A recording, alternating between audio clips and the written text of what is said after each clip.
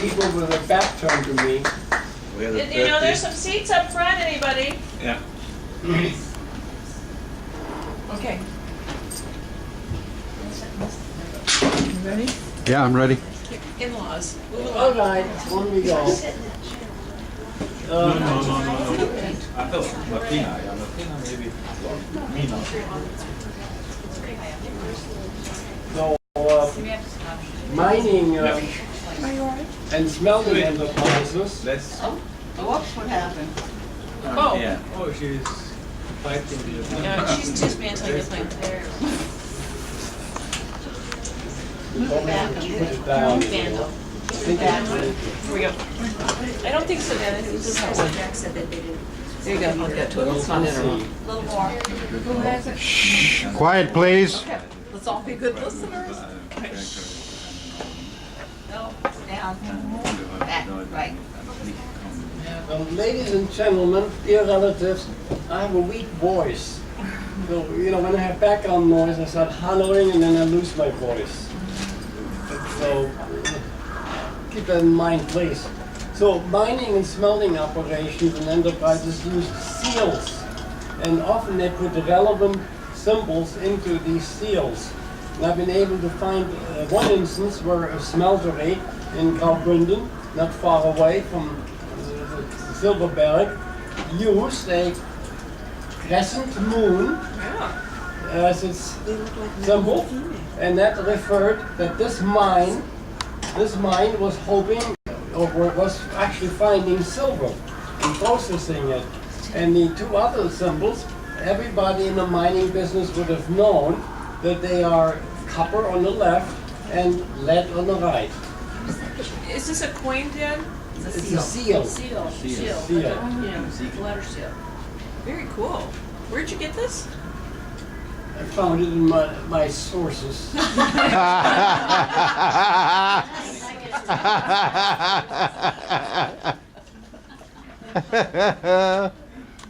a great deal of serendipity involved. Yeah. You just search widely, you know, and then you run across stuff. But we have to consider the sun and the moon not just separately, but as a combination. Now, since antiquity, they were symbols for the male and the female principles. And that explains why the Latin word sol for sun was masculine and luna for moon, you know, was feminine. And furthermore, they were commonly depicted together, and they were commonly depicted with male and female faces. It was also common to depict the moon as facing the sun and the sun facing the viewer. That is standard operating procedure. One more reason why this cannot be right. Right. It's all Lucy's fault. You see? Yeah. This is all Lucy's fault. Fantasy.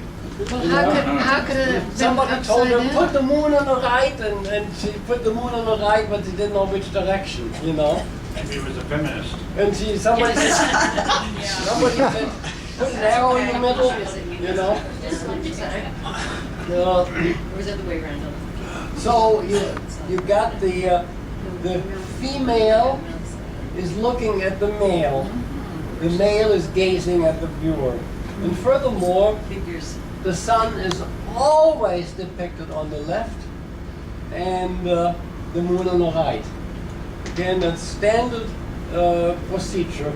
Even pre-Christian symbols, thousands of years old, had the same thing. Look, see, here you got the sun, here you got the moon, here you got the star. And here the moon faces the other way, but there are, you know, the sun and the moon, and you got the face on it. I have a question. On the other seal you had, you go back? The other seal? there. This symbol for copper, is it a circle and an X? Is it like the symbol, like the male-female symbol? No, it's a Left one, yeah. copper, this was lead, this was silver. Yeah, male is gold and Yeah. female is copper. Of course, of course. Oh, Of course. Now, is that a coin or a seal? Which century are you living in? that's an ancient coin, I think. Is this a coin, Wolf, Is that a seal, Dad? or a seal? The coin, that's No colored coins in there. Must be a picture. it's some kind of picture with gilded, you know, picture. Just a picture. Yeah.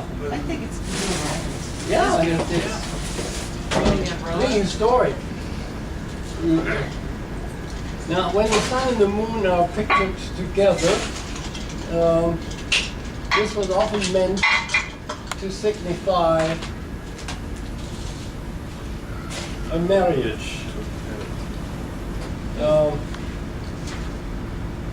Which is why often you find the sun and the moon together on so-called hope chests. For our European friends, you know, the young woman would have a kiste, you know, and it was decorated with the sun and the moon against the accumulating linens and so on for getting married. That was a hope chest. And so you often had, and in English it was called a bottom drawer, you had the sun and the moon together on there as a symbol of marriage. Now one good reason why both the sun and the moon might be included in a mining related coat of arms is that gold and silver often are found in the same ore, and it was very difficult to separate them. And even later, when they did develop methods for separating gold from silver, it was a very difficult and intricate process. So in a sense, you see, in a natural state, gold and silver were wetted together. Now we consider the third charge, the arrow. It turns out to be by far, if you think this was complicated and obtuse, this is much more so, a very complex, very sophisticated element of the coat of arms with many potential relevant meanings. And I started with a second detail that I thought I knew. I dimly remembered, and you know, this is funny, these dim memories that came back to me long afterwards about what I thought my grandmother Johanna had told me, and maybe my mother too, but I think it was my grandmother, as to what the arrow might mean. And I thought I recalled that she said that the arrow in our coat of arms comes from the von Sprecher family. So that was before I knew that the Sprecher were partners in a mine, you know. So I did some research and I found that there was in Graubünden a very prominent branch, one of several of the Sprecher family. They were called Sprecher von Berneck. And they were the Davos branch, and that was the full name, Sprecher von Berneck, just like Schmidt von Grüneck, you know, Sprecher von Berneck. And I found that indeed there was such a family. Indeed, it was from Davos, where after all our family supposedly the Hitz came from before they moved to Klosters, and they had a palace there that's now a hotel, and that the coat of arms of the Sprecher family had 2 crossed arrows. And that's from That was on the Klosters. previous, Is it from that was on the previous seal. What Right, it was on the seal. From sea? The first seal that you showed also had the arrows. Well, it had hammers, I think, or it looked like arrows. Well, I don't remember. But You have to go back to. You mean the one, the Yeah, mining stuff? like the mining hammers, Go- I think go they're back to talking slide. about. there was crossed arrows? I don't recall that. No, back. right there. See? There. So this is mining hammer. With the They're mining mining hammers. hammers, kind of thing. roughly, you know. Dad, that the crossed arrows, is that from Seefeld or when we were in Klosters? It's Kermalden. This picture. You could see them in Klosters. Some other families also adopted them, which I imagine they were relatives. allied or relatives with the Sprecher. This is, But that is the, and there are other branches of the Sprecher family that have different symbols, but the Sprecher von Beneck, they have the crossed arrows. but this one, wasn't this photograph taken by you when we were in Cloisters? No, In the not church? this one, it was Oh, similar one. Okay. You know, I decided to use this one because it's better. So, once again, Oma had been right Oh, by pointing up, on both accounts. pointing up. Yeah, of course, pointing up. Yeah, Lucy won again. It's a downer, pointing down. So, the question then arises whether the arrow in the Hitz coat of arms alludes to a family connection with the Sprecher clan, so as my grandmother said, or did both families take the arrow from a common source, or were there a third reason? Did any Hitz serve under a von Sprecher? Did the Hitz hold land from a von Sprecher? Did the Hitz have a Sprecher ancestor, so a female line?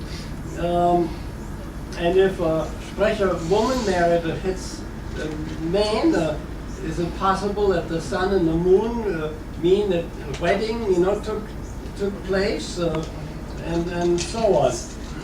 We'll have more speculation on that later. Now, another reason why an arrow may have been incorporated, of course, is that Jakob Ulrich von Sprecher was one of the 3 incorporators of the Bergwerkgesellschaft, you see. But then we could say, why did they put the von Sales in there too? Which they didn't, So there may have been more reasons. And by the way, the local gentleman who at the Hitz reunion in Davos in 2004 functioned as our tour guide up to the mine on the Silberberg, starting from the Schmelzboden Mining Museum, introduced himself as Dr. And do you remember that I said, after a while, I said, did you say your name was Sprecher? And he said, yes. Now, so I knew enough to ask him that. I didn't know enough to say, none of us did, was one of the ancestors, one of the incorporators, which I bet he was too modest or something to say, but I bet that he was a descendant of one of the incorporators. However, the story of a connection between Arrow and the Sprecher von Berneck, that was just the beginning here. A much more significant meaning derives from the fact that the word for arrow is sagitta in Latin, and in German that is file, and sagitta is the name given to one of the constellations, a star constellation, which is the name of the 9th sign of the zodiac. So Sagittarius also means, in Latin, the archer or the shooter or the Schütze. In German, the shooter is a Schütze. And of course, before gunpowder, the Schütze would shoot arrows, either with a bow and arrow or with a crossbow. And these facts, all of these facts point to additional meanings. And one of these is that the arrow, just even by itself, was the very symbol of alchemy. If you want to identify yourself as an alchemist, you show an arrow. And further, for various reasons. And furthermore, alchemists imaged themselves as archers, as warriors, sorry. And here you see the zodiac. And this is in Chur, one of the third town in which the Hitz have much connection. And this is St. Martin's Church, the oldest church in Chur. In front of it is a famous zodiac Brunnen, Martin's Brunnen.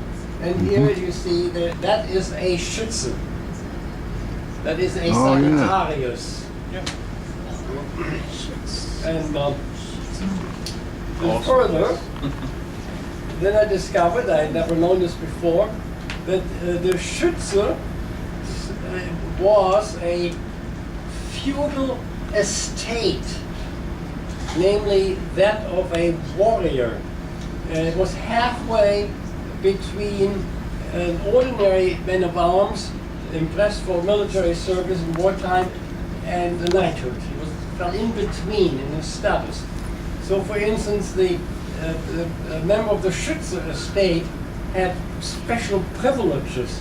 They were free, quote, and they were often enfeft, meaning given a fief, of a choice farmstead or a manor estate by their liege lord.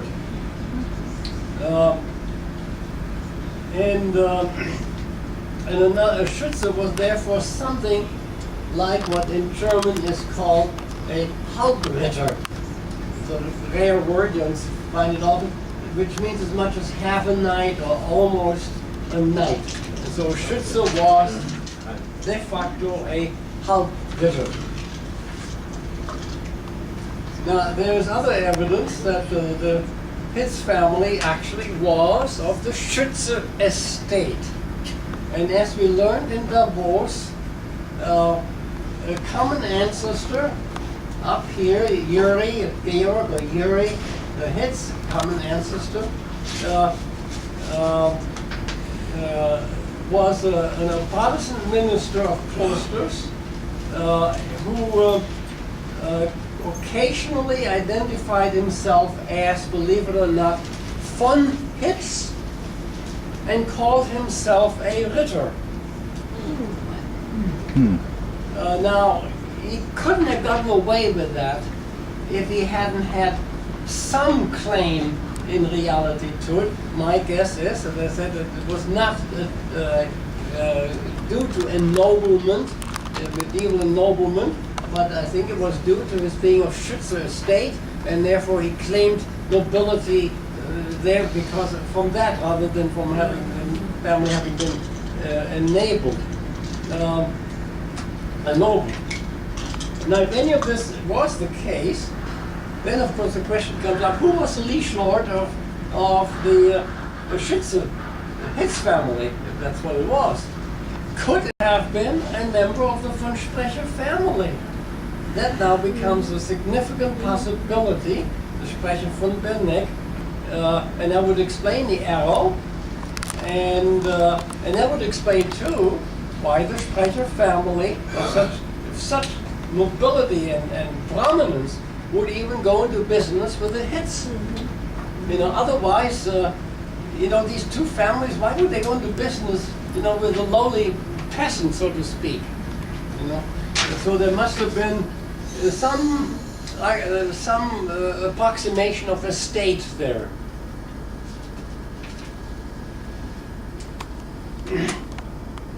Now, the arrow pointing straight up could also have meant, of course, to be a symbol of things brought up from below.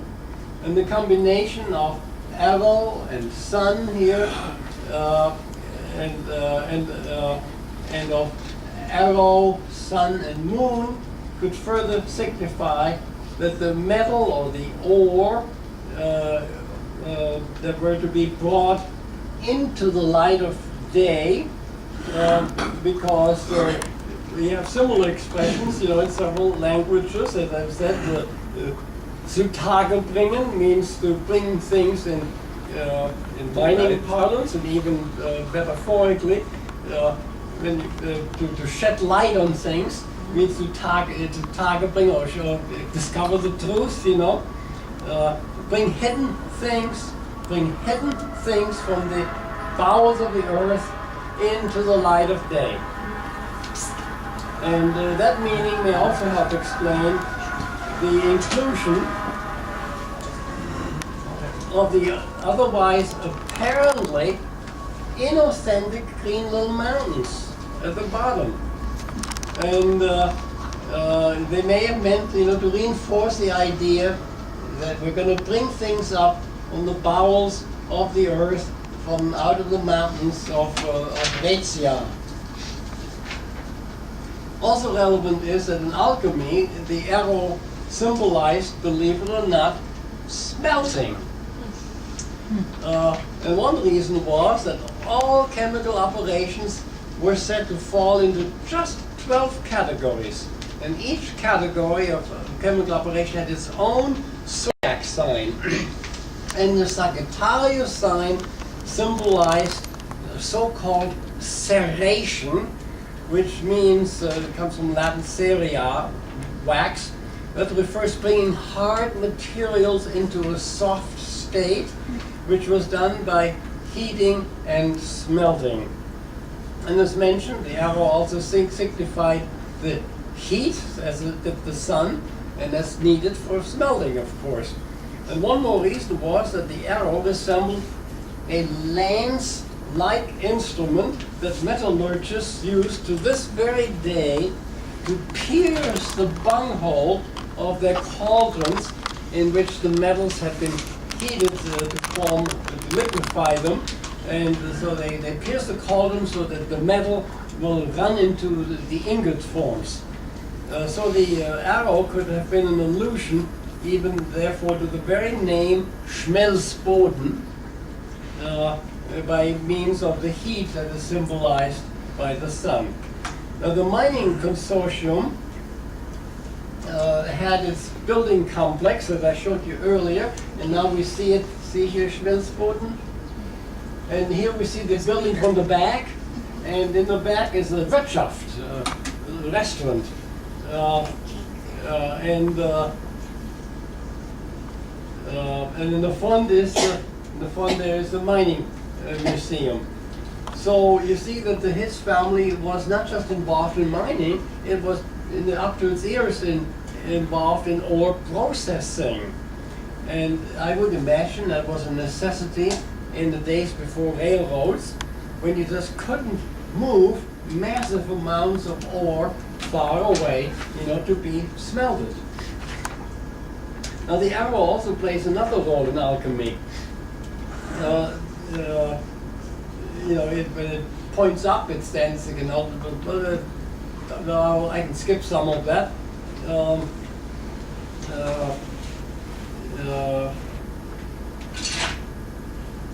And I just mention one more thing.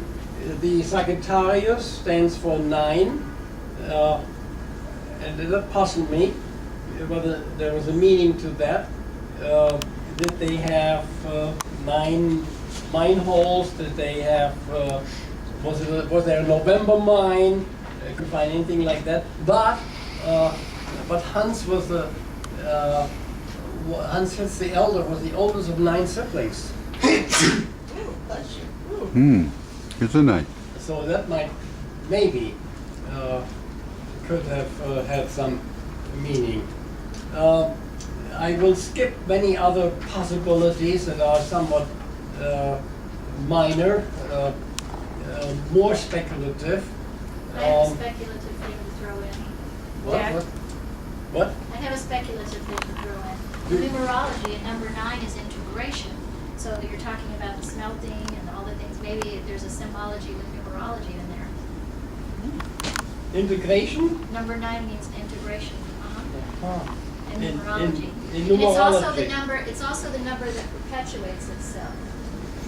When you do the multiple, like multiples of 9, it continually like 1 kind of 9 plus 1, that kind of. Well, they may pawn on it, yeah. December. Well, much as the sun signifies, the sun also signifies certain personality traits. So does Sagittarius, and it symbolizes optimism, which is a bedrock of mining, intensity, dynamism, energy, restlessness, love of freedom, extremism, instability, capriciousness. I said, my gosh, here's the Hitz clan.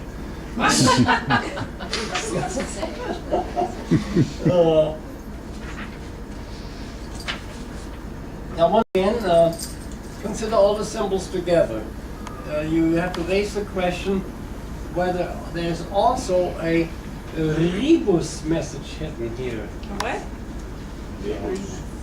Rebus. A rebus message. I don't know. What's a rebus? Yeah. That is a Tell us. form of writing where a reader is supposed to say aloud the name of an object that is shown, a series of objects. So for instance, if you had a picture of an eye and a can and a crow, then you might say, I can crow, you see. Or I can grow, maybe, with a G. You could even use just the approximation of the sound. And before writing, you'd be amazed to discover how common rebus writing was, because the illiterate person could read rebus, That makes sense. you know? They took a little imagination, so a crowd could get together in front of a rebus announcement, and the crowd together, just like in charades, you know, could decipher what the message was. So the most compelling argument that there is at least one rebus message here is the symbolism that has to do with the word file. Remember, that means arrow. And a filer,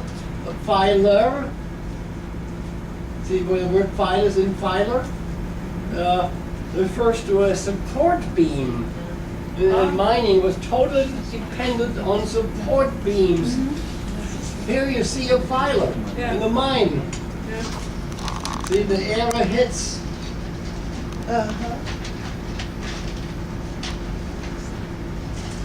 Also, Wait, what is, I'm sorry, what is that? This is era hits, what is the hits meaning there? out of the era Hitz. Time. 18th century. Also because the arrow could be read as signifying a Schütze, as we said before. It may have been meant to stand for the German word schützen, as a verb, or beschützen, which is to protect, and that is what a filer would do. A filer would protect you from the stuff falling down from the ceiling of the mine. So that is, again, it's speculative, of course, but it makes a lot of sense. Now, one more thing you have to really appreciate is that miners were, there were two things about them in their culture. One is absolute unshaking faith in good fortune, and the second one is they were religious. And it's a little bit like you don't find many atheists in foxholes, as they say. There were not many atheists working down in the mines. They were profoundly religious people, and it's strange enough that even in those areas where they changed to Protestantism, the religiosity, I should say religiousness, really, was a very heavily Catholic religiousness. And I was struck by the fact that there's a psalm in which we find reference to the sun, the moon, and the mountains and gold. And you know, the people from that era, they would have known that inside and out, you know, almost by heart. And that's Psalm 71. There, the sun and the moon are cited as symbols of continuity and endurance. There's your number 9. Yeah. There's your number 9. Yeah, because if you multiply, you take the multiples of 9. And, 1 times 9, keep going. And especially the sun as a symbol of immortality. And the psalm says, may he endure as long as the sun, and like the moon, through all generations, as long as the sun, its name shall remain. And the mountains are cited as a source of peace. The mountains shall yield peace for the people, and the hills justice. And on the tops of the mountains the crop shall rustle like Lebanon. And may he live to be given the gold of Arabia. You see, that it unites many of the symbols and messages here in that sounds like it may have been an illusion of religious nature. Okay, now we come to some concluding thoughts, but they're not a little short. First of all, you have to simply accept the fact that the messages, the symbols, cannot be thought to be mutually exclusive. That if it's one, it's only one and not of the others. The designer probably meant to capture as many symbolisms as possible to thrust as many meanings into the coat of arms. And insofar as the Hitz coat of arms is now revealed as based on mining, metallurgy, and alchemy, we can say 4 more things about its origin and use. The first is, it must have been designed by that branch of the family that was in fact involved in mining or ore processing, and not in by any of the other branches. Now, while we know that the Hitz family was going big time into mining about 1809, we don't know for sure, though we have now some evidence, that it may have been involved in mining or processing earlier, so that, you know, so what does it say about the date, you know? So one possibility that I considered is that the